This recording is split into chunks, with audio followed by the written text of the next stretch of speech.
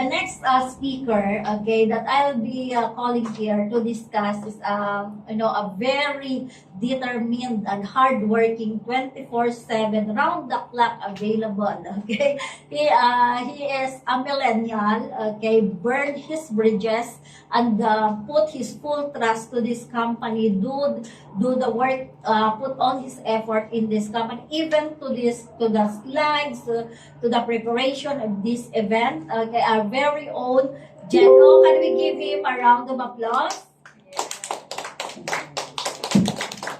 Hello. Thank you to our Team Elite, Pavo, Miss Aubrey Alvis. Sorry. Medyo gigilid lang ako kasi dito rin yung control. So, syempre, I'd like to thank our Team Elite Pavo for this opportunity that is given. So, let's get started already. This topic that is assigned to me is potential. So, narinig naman natin yung product, di ba? Yung mga tita natin, narinig nyo po how great was the product, what is inside the product, and what the product can do. So now, magpo-proceed tayo sa potential. And on this first slide, as you can see, this is Xichan. In Mandarin, or pag-translate natin in English, it means market. So what's with the market, and what's with the market and the potential? As you can see, this is the world map. Kita po ba dyan sa likod? Kita naman. This is the whole world that we live in, that we exist. And in this whole world, andito lang ang Philippines. Sobrang liit, di ba? Wala pa siya sa 1/4 ng buong mundo. So what's with it? In 2023, base sa World Direct Selling Association, on 2023 alone, the world direct selling sales has accumulated over to 168 billion USD. So pag convert natin sa peso, it's already too much na kaya nang bayaran yung buong utang ng Pilipinas, di ba? So that's on the World Direct Selling Association noong 2023. Ano ring meron? Ang world direct selling market distribution natin is divided into three. We have the Asia, we have the Europe, and we have the America. Let's first go to Asia. Pagdating sa Asia, 40% ng buong 168 billion na yon is from or nagmumula sa Asia. It means na ang buong Asia is comprised or nabubuo ng 40% ng mga direct selling companies, ng mga direct selling groups dito sa Asia. Then we have the Europe, which is 22%. See? Sa laki rin ng Europe na to, compared sa Asia, only in Europe is 22% lang dito ang nagda-direct selling, or pwede natin sabihin, is into the direct selling market. Then we have the America, na composed ng North and South America, which is only 37%. Dito pa lang sa slide na to, in a global scale, makikita natin yung differences. Ang Asia, ang Europe, ang America. Proceed. Then sa top 10 direct selling market sa buong mundo, may kita natin dito ang 10. United States of America, alam naman natin na karamihan sa mga direct selling companies nagmumula sa West, sa America na pupunta sa East, papunta from America to Europe, then to Asia.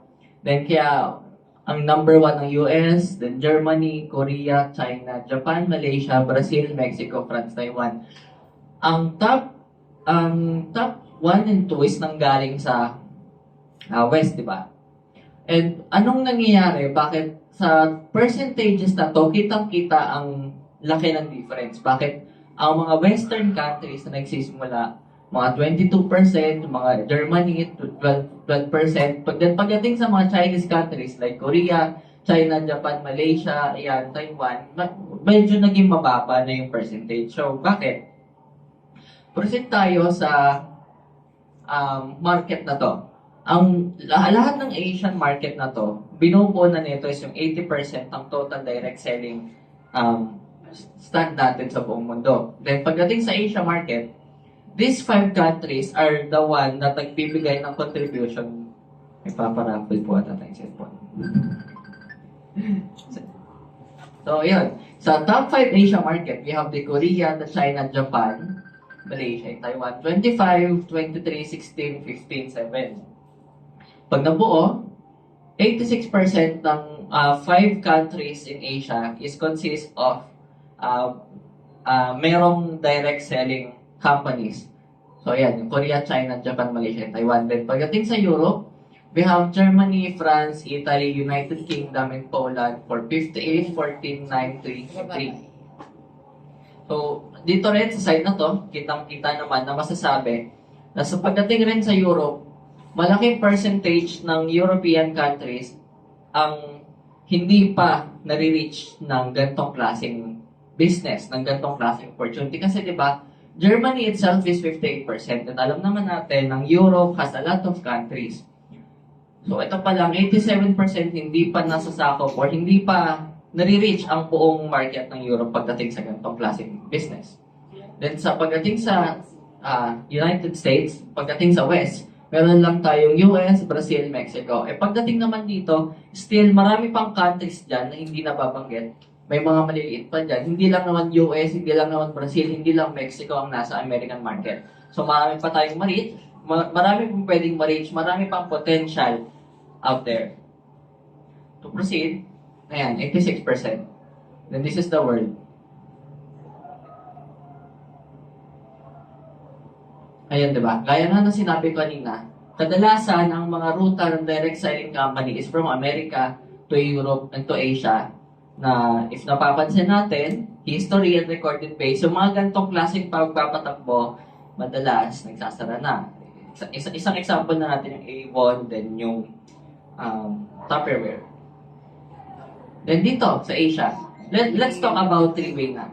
Pagdating sa Asia, and three-way in Asia, we have in Korea, China, Japan, Taiwan, India, Thailand, Indonesia, Philippines, Vietnam, Singapore, and Hong Kong.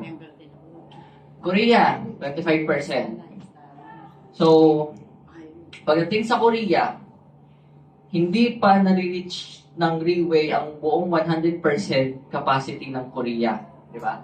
Then China, Japan, Malaysia, Taiwan, as, ayan, makita nyo na 23, 16, 15, 7, 5, 3, 2. Pero let's get to the Philippines na lang muna this time.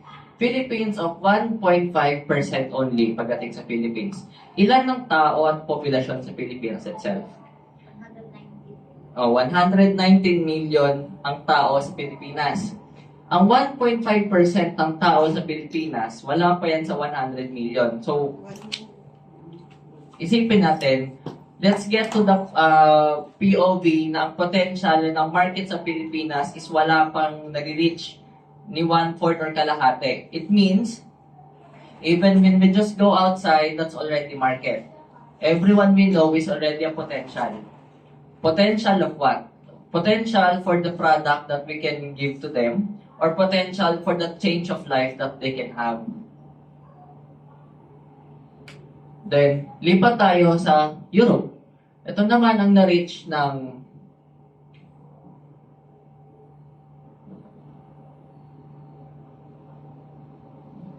So, ayun. Proceed muna tayo dito. Ito ang isang klase ng seminar na ginagawa ng Reway. This was held in Kuala Lumpur, Malaysia. So, if i-estimate natin, yung ganyang kahabang lugar, ganyang kahabang venue is almost already, siguro thousands already, no? Siguro, let's say, 8,000 to 10,000 amount of people doing Reway in Kuala Lumpur, Malaysia, and is willing to learn more, to absorb, and to train themselves, equip themselves kung anong kailangan nila to reach out a bigger market and to start on their own. This was held naman in Bangkok, so I feel like naman may mga kilala dito tayo sa mga Asia, mga ganyan. Ito naman sa Bangkok, di ba? Again, sa dami ng tao na yan, sa laki ng venue, bukod sa dami ng tao, pwede rin natin isipin na how much does this company, how much does Reway value its people by giving this kind of events, by giving this kind of trainings just to keep them equipped, just to keep them prepared pagdating sa pag-i-start ng sariling journey nila, sa pag-expand ng sariling journey nila. Then we also have this in leadership training seminar in Taipei, Taiwan. Then this was in Hong Kong. At ito yung